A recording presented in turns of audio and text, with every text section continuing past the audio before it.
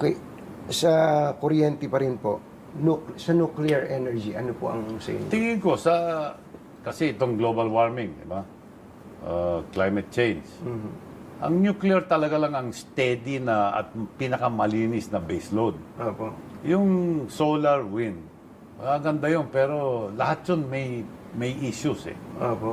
Gaya sa pag walang araw, walang solar. Pag walang hangin, walang wind. Tsaka maraming na-occupy na lupa. Opo. Papalit mo ba sa solar, sa agriculture?